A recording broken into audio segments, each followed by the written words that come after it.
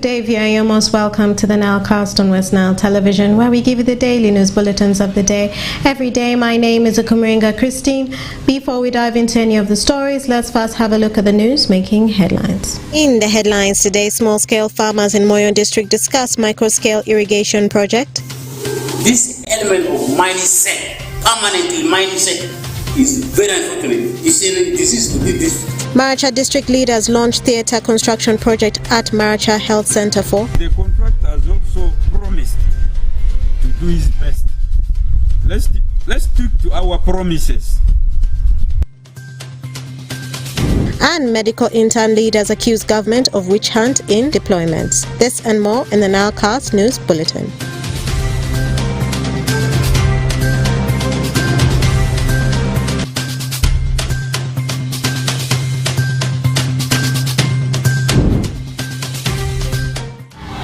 You're most welcome again to the NILE cast on Westnile television. Now let's dive into some of the stories. Health workers in Vura Health Center 3 under the Arua district yesterday closed the health facility without prior notice to the public, affecting several service seekers. Frederick Jamadri reports.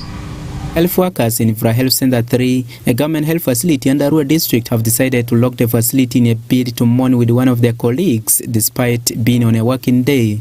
In Uganda, health facilities are expected to be open to persons between 8 a.m. to 6 p.m., but this was contrary. When Westnile television visited the facility at around 2:30 p.m., no person was seen on the compound, but the moving air could tell it better. While on the other hand, the outpatient department was locked, including the rest of the departments, and no public notice was put by the staff much as the gate was open. On our way back from the facility, we met one of the residents who revealed that the staff went to mourn with one of their colleagues who had lost a child. However, this was compounded with the closure of Vura sub-county offices, which trickles down to the quality of service delivery in the district. Whereas our efforts to get comments from the district health officer and the chief administrative officer never yielded any fruit, Geoffrey Okishwa, Arua resident district commissioner, condemned the practice of absenteeism by technical staff and directed the chief administrative officer to take action against such staff, noting that this is not the first time health workers are absenting themselves from service delivery points. That is not acceptable. We have always encouraged our workers to always be in time, to avoid absenteeism as much as possible and late coming. Now, that unfortunate occurrence must be addressed. It is actually equivalent to what I noted when we visited the Ajia Health Center 2 some 2 weeks ago. And we had to require the in-charge of Ajia Health Center 3 to make an apology, the chief administrative officer, to prevail very, very decisively on the staff, the employees. When they get these jobs, they always say we are going to work under minimum supervision. But no sooner do they get the jobs than they start behaving as if they are very ordinary villagers who don't have a responsibility.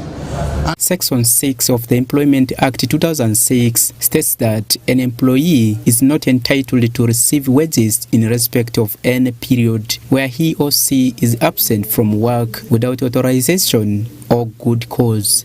Absenteeism has been termed an identity of the technical staff of Arua district, attributed to less supervision by those in authority. Frederick Jamadri, Westnile TV, Nilecast. And more in our stories. Over 100 small-scale farmers from the 10 sub-counties in Moyo district met to discuss and forge a way forward about the micro-scale irrigation project in the district. The LC5 chairperson, Moyo district, Opeli Richard, has emphasized to the small-scale farmers that the issue of poverty eradication, saying nobody will come from somewhere to develop Moyo district. Okumu Dominic reports. The small-scale farmers in the district meet to discuss and forge a way forward about the micro-scale irrigation project in the district. The meeting brought together over 100 farmers from the 10 sub-counties in Moyo district to get more information about the project from the agricultural experts and the financial institutions so that they can get technical and financial supports for setting up the micro-scale irrigation scheme. Mrs. Ongerto Jessica, the Chief Administrative Officer, Moyo District, thanked the farmers for the interest, saying for one to develop in Uganda, he or she will have to farm and farm properly. I want to thank you for your interest, because this Uganda of ours, for it to develop, we need to farm. And not just farm properly. So, looking at a full house like this, I can say, Moyo, we shall not be poor anymore. Because if you want to remain poor, don't work. If you want to remain poor, don't learn. If you want to remain poor, don't come where people are. And if you want to remain poor, don't invest.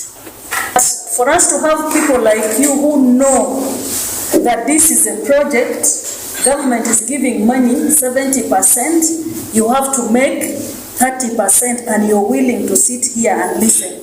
I think this is a change. Mr. Toma Mangwizo Zimo, the District Agriculture Officer, Moyo District, said this project does not limit people and it's open to all the farmers so long as the farmers have the requirements needed. It does not limit the people that you are a civil servant, you cannot apply like this, no, for every person. So long as you have the requirements and you are willing to go farm. Government has seen a gap in the funding. A farmer may not be able at one point to pay the co-fund, and the minimum co-fund is 2 million Ugandan cedis. And government also thought that we have financial institutions in this region, and even the SACCOs, even the PDM SACCOs, if they increase their scope to giving loans of more than 1 million cedis, they can support this project.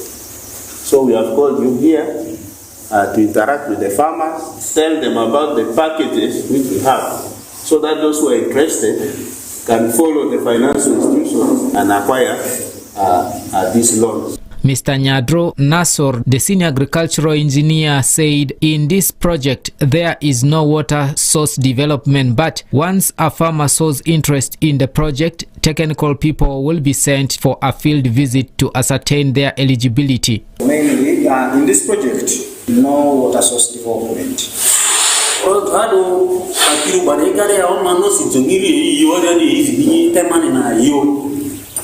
So, what happens is after your expression of interest like you did, we come for a farm visit. I know some of you have had farm visits.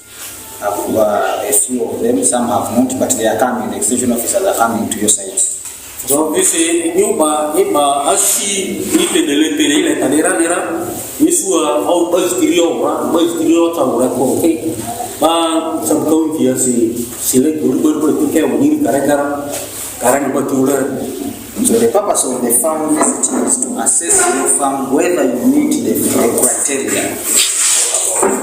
Mr. Amegov Dominic, the District Commercial Officer, Moyo, said the project is a strategy that is moving away the idea of farmers always saying it's dry season, therefore they cannot practice agriculture. Because it is a strategy which is now moving away the idea of saying during dry season we cannot plant. Listen, now we are going to have a continuous production in Moyo, so that what we consume will always be available in the market. Most of you are saying we don't have markets for our products. But I want to say we have a market for our products. The only challenge is the cost of production we have. Because most of us are depending on what? Higher labor, isn't it? We have labor from outside to produce our products. So when it comes to marketing, you will want to, first of all, address what you have given out by charging high prices for your products. That's why we don't have markets, but we have markets for that. Honorable Opeli Richard, the Vice Local Council 5 Chairman, Moyo District, emphasized the issue of poverty eradication, saying nobody will come from somewhere to develop Moyo. Nobody will come from heaven to come and develop Moyo. Nobody will come from elsewhere come and develop Moyo. People who develop Moyo are the indigenous of these people who are the ones here seated. And this can best be done by following government programs. Government has come here with several types of programs for purpose of elimination or eradication of poverty in the district. But unfortunately, there's a problem with our people here. This element of mindset, permanently mindset, is very unfortunate. It's a disease to this district. I don't know how the mindset of our people will be changed. How can you say that my poverty fits me? How can your poverty fit you? It's a very unfortunate situation. These are statements being made by the community. And also the community is a very, very bad community who at times criticize and challenge us as politicians. We have been elected by them, fine. But we have come here to present them. To ensure the government programs are fulfilled. That is the purpose of coming here. And see how we can approach the government to ensure that our poverty the poverty of our district is eliminated somehow.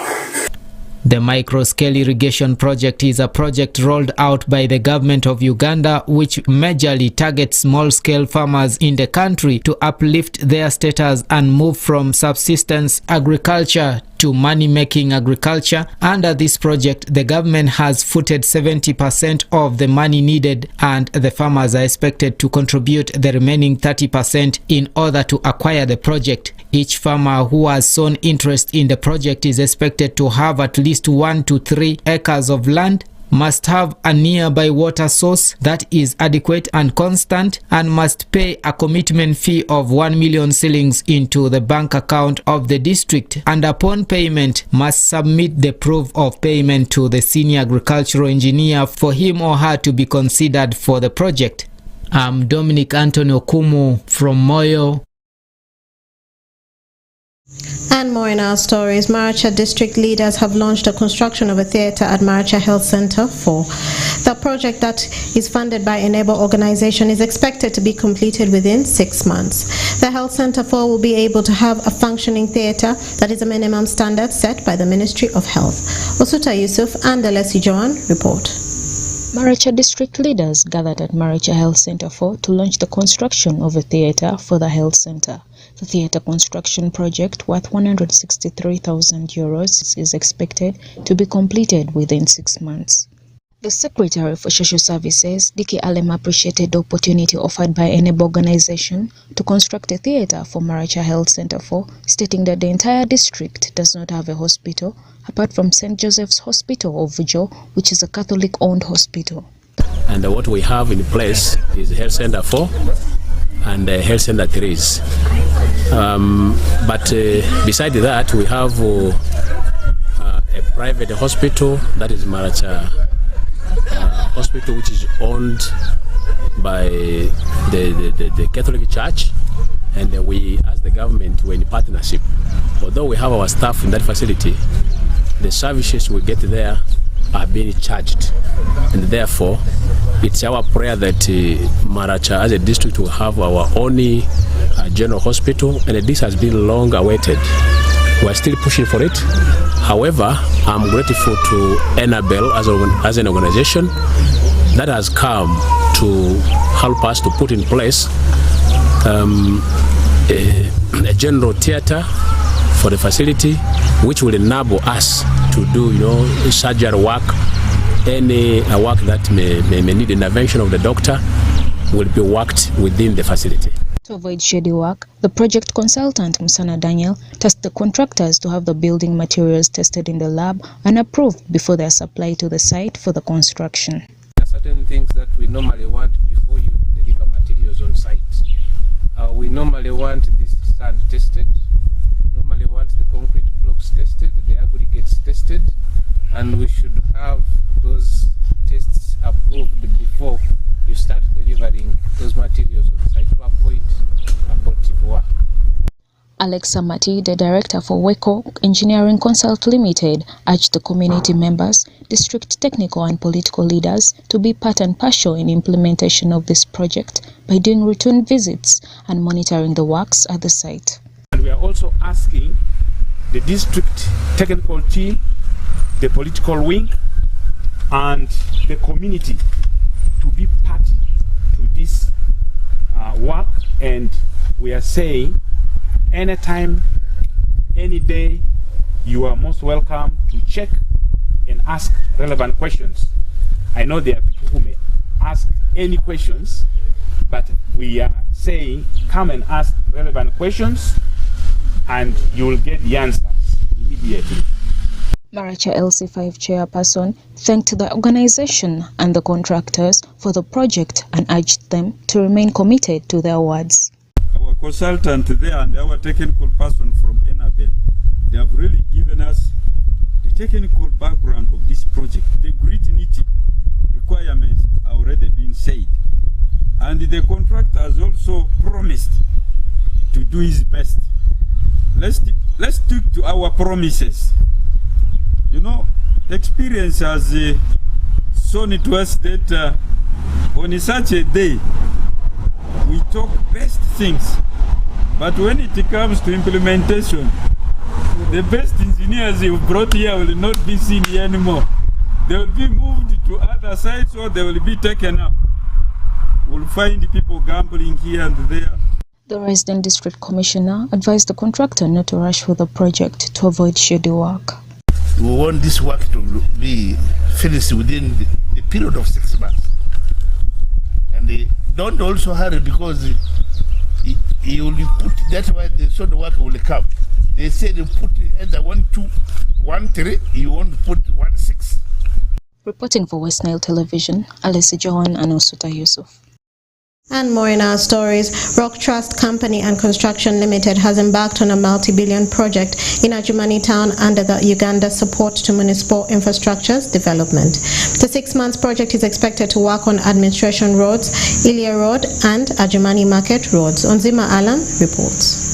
Rock Trust Company and Construction Limited kicks off the multi-billion project in Adjumani town. The Rock Trust Company and Construction Limited is constructing multi-billion road project in Adjumani town. This project was under Uganda Support Municipal Infrastructure Development USMID, which was given to Rock Trust, and the project will run for 6 months. Honorable Mangapi Lawrence, Adjumani Town Council LC3 chairman, speaking to journalists, said this project will only take 6 months and the Rock Trust Company and Construction Limited will take Administration Road, Hila Road and Adjumani Market Road. Honorable Mangapi urged community to allow this company to work for their betterment of the town. They have started work, and now therefore I'm requesting every member who will intend to use these roads, let's always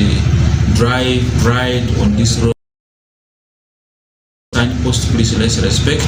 And also to the people working with the Rock Trust, I also request them to put the road sign in areas where people can easily access, so that people don't struggle to go and get in the road, in the middle of the road where this road is blocked. That please, at a particular time, if they need your help, please, let's support them, let's give them the help. And where they are not moving right, please, let's also be able to point out, because skill is not only those ones hired. There are those skilled people who are not hired because of limited opportunities. They are outside there, and our brothers and sisters, please, let's use all our skills to see that we deliver the road that we expect for our people and for this town, such that other people from other places will come and really admire that the together we have delivered our road to our expectations. Ms. Mania Sali, the Sociology Rock Trust and Construction Company Limited, however, said that they are facing challenges since the time given to them is so limited, and the community around whom their piece of land was affected wants some payment to their land. She also said the poles and the water pipe, which takes water to the community, has not been yet removed, and these water pipes and the poles are marked on the road where they are supposed to work freely. She, however, said that this made the work to go slow. That's why she's saying the time given to them for the construction in the period of 6 months is very limited. To my knowledge, USMID, they don't compensate. That is one thing that our communities here, they should know and they should be aware about it. That is the reason when we are on the site like this, we don't tamper with the properties of the communities. To border people, I managed to talk to them. We diverted for them, we gave them diversions. We told them, we know you need the road to go to your places or to take your customers, but please, for time being, you will use the other diversion, and we are happy for that. We face challenges with a few people. I think those ones were not on the ground. When they come around, we tell them, please, the road is closed.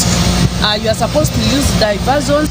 I managed at least to talk to the business women and men around that, along that place, because that setting of the culvert along that inner road might have affected their business in one way or the other, because the road was closed by that time. But before we closed the road, I had to talk to them because we need to cooperate for these people are constructing right now. It's going to remain for us, and it will help us to coordinate our business. So many people will use it to reach their destinations. Reporting for Westnile TV, Onjima Alani, Ajumani, Nilecast. More in our stories. In a surprising turn of events, the allocation of medical interns to training centers across the country has sparked a heated debate among their top leaders.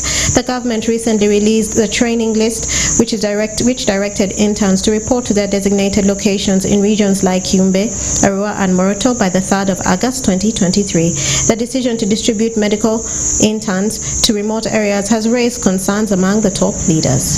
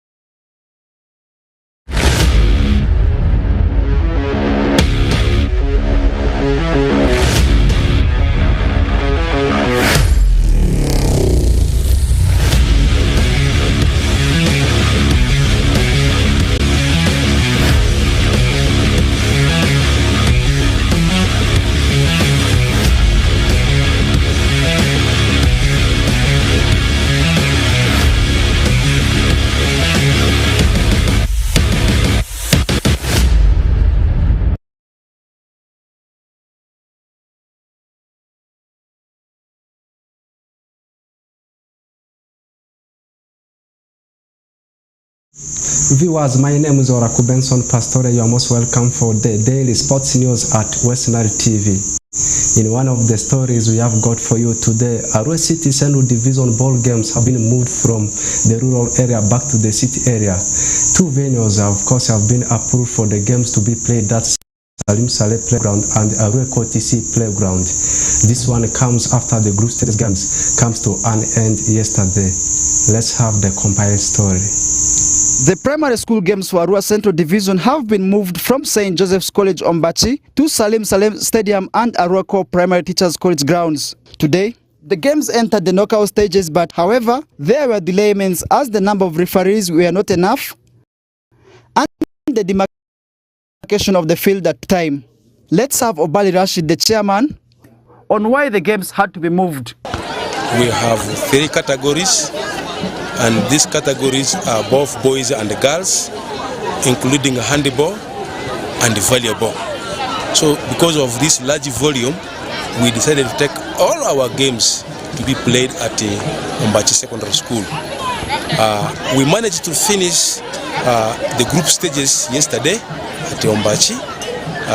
Because of the distance, we thought the distance is very, very far. We have decided to remove the matches to be played in St. Leo and the Aruako PTC grounds. And for all the girls, all the categories for girls, we have been playing them in Arua Public Primary School. And up now, after finishing their group stage, for them they have remained there. The primary school games are expected to end on Tuesday, where the first 3 teams in netball and football will be awarded trophies, as the winners in handball, volleyball will also walk with trophies. Farish Majid, Oraku Benson, Westnile TV Sports News. The finals of these ball games are expected to be played next week on Tuesday because the delayment has been caused because the number of the pitches have not been enough. Away from the story of the Central Division ball games, this time we are turning our focus to what is happening internationally as Riyad Mahrez has confirmed his exit from Manchester City to join Saudi Pro League club Al Ahly. This comes after 5 years with the Etihad-based club. He joined English Premier League side Leicester City way back in 2014 from a club in the names of Le Havre, winning the English Premier League title with the Foxes the following year before joining the Citizens in 2018. In total, he has gone on to win 5 English Premier League titles plus some FA Cup titles, not forgetting about Carabao Cups. And last season he added UEFA Champions League, the biggest European gong in European football, in his history books. And today it's confirmed he has already left the Citizens to join Saudi Pro League club. He's 30 years of age. To me, I think that's a very good decision being taken by the player because he has won a lot in European football, and he also won the AFCON with Algeria national team in 2019. With that, we have come to the end of today's sports news. My name remains Oraku Benson Pastore.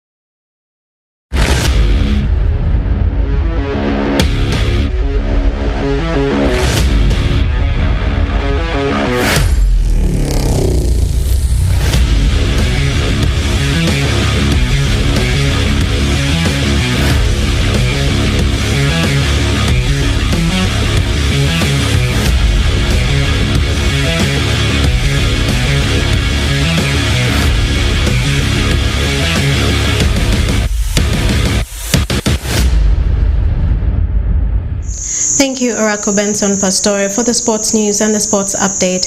And with that, viewer, we've come to the end of the Nilecast on Westnile Television. Thank you for being with us from the beginning of the Nilecast to the end of the Nilecast, only on Westnile Television. Please stay tuned to the rest of the subsequent programs that may follow. My name is Akumaringa Christine. Have a good day.